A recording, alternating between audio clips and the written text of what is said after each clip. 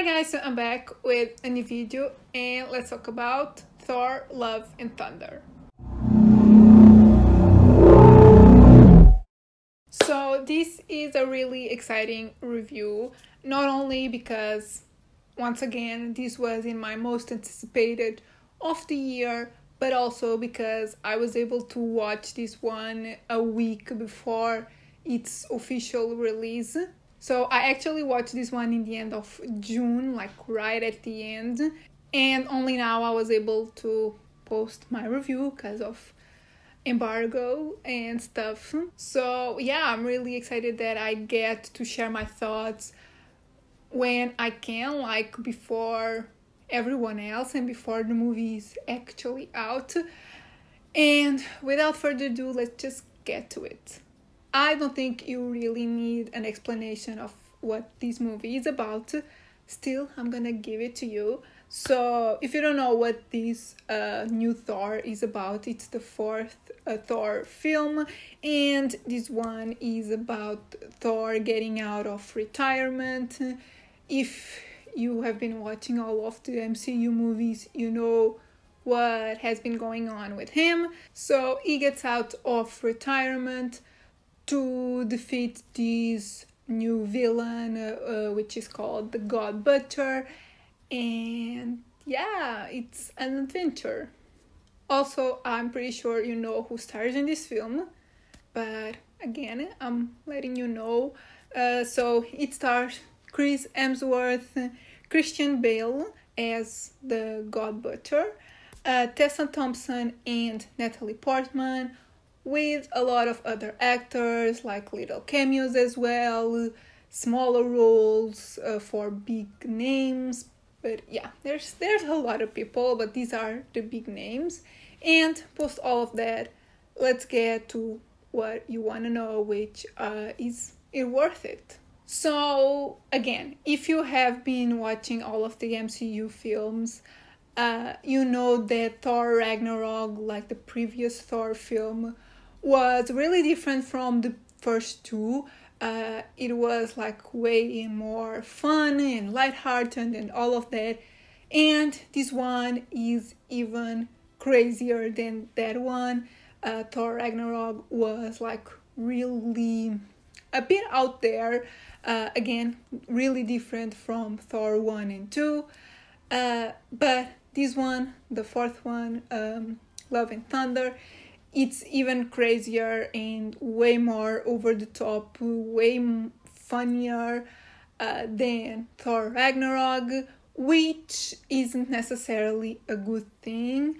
In my opinion, I felt like they went a little overboard, like it was a bit too much at times, and I just wanted the movie to feel a bit more grounded. I know this is a superhero film and it's about gods and takes place in other worlds and all of that, so you can't really take it seriously, but I think this one just makes a joke out of everything. And although I did laugh at almost all the jokes and I had a good time, I just felt like it was a bit too much and I wanted a bit more serious tones, and like some scenes needed more of a serious approach. And because this is directed by Taika Waititi, I felt like, yeah, everything was a little bit too much. Also, I don't think this is as epic as some of the other Marvel films that came out recently, like Multiverse of Madness. I felt like that one was still more serious, still fun at times, and way more like epic, had like more Easter eggs and cameos and all of that. And I feel like there's not a lot to spoil about this film. Most of it is in the trailer, so some cameos are in the trailer, so you are already expecting those. There's like one or two actors that I wasn't expecting to be in this film. But apart from that, I didn't feel like the epic nature of a Marvel movie in this one. It was fine, but it wasn't like Multiverse of Madness or No Way Home. yeah, it just wasn't those films, which they don't always need to be, but I don't know, I kind of wanted a bit more. Something that I did like about this one was the fact that you don't need to watch all of the other Thor films or all of the other MCU films, because they have like a sort of summary in the beginning. It's done in a nice way, it's not cheesy or anything, it's fun, but there's that like little like a summary of all the other films and all what happened that matters for this film. So if you haven't seen all the other films, don't worry, you can still go and watch this one. Maybe you won't catch some stuff, but I think it's fine. Obviously, the actors are amazing. We already love these actors. I actually really liked the character depth that they gave to Jane.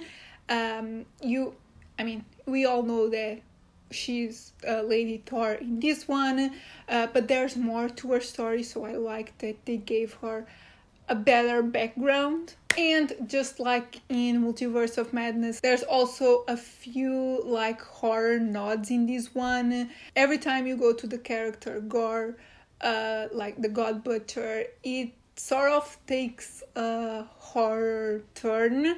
Obviously this isn't a horror movie, and I still think Multiverse of Madness has more horror elements, but this one also has like a little sprinkles, which obviously I liked. Cinematography is fine, although I felt like some moments were pretty obvious that were CGI. Of course, with a movie like this, you're expecting all of it basically to be CGI, but some moments were a bit too much. But I did love the score. I felt like it fit perfectly with this tone.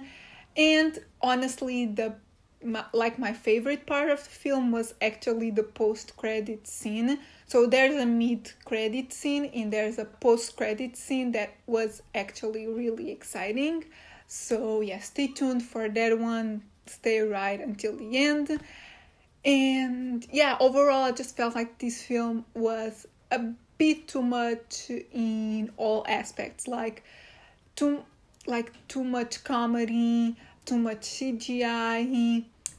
Yeah, I still liked it, but it just wasn't as good as the previous Thor, and yeah, not as good as the other Marvel films that have come out recently. And with that, let's get to my scores. So overall, I give the film a 3 out of 5.